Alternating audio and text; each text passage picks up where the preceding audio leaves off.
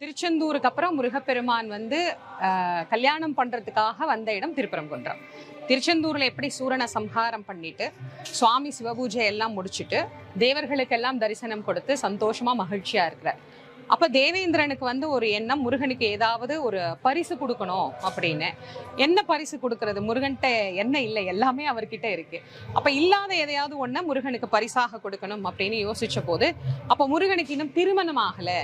அதனால தன்னுடைய வளர்ப்பு மகளாகிய தேவயானையை அவருக்கு மனம் செய்து வைக்கணும் அப்படின்னு தேவேந்திரன் விருப்பப்பட்டு, அந்த திருமணத்திற்காக தேவாதி தேவர்களோடு முருகப்பெருமான் எழுந்தருளிய திருத்தலம் அப்படிங்கிறது தான் இந்த திருப்பரங்குன்றம். பாரம்பரியமான KTV true value ground oil. திருச்செந்தூருக்கு அப்புறம் முருகப்பெருமான் வந்து கல்யாணம் பண்றதுக்காக வந்த இடம் திருப்பரங்குன்றம்.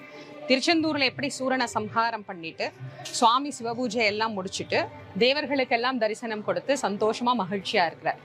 அப்ப தேவேந்திரனுக்கு வந்து ஒரு எண்ணம், முருகனுக்கு ஏதாவது ஒரு பரிசு கொடுக்கணும் அப்படின்னு. என்ன பரிசு கொடுக்கறது? முருகன்கிட்ட என்ன இல்லை, எல்லாமே அவர்கிட்ட இருக்கு.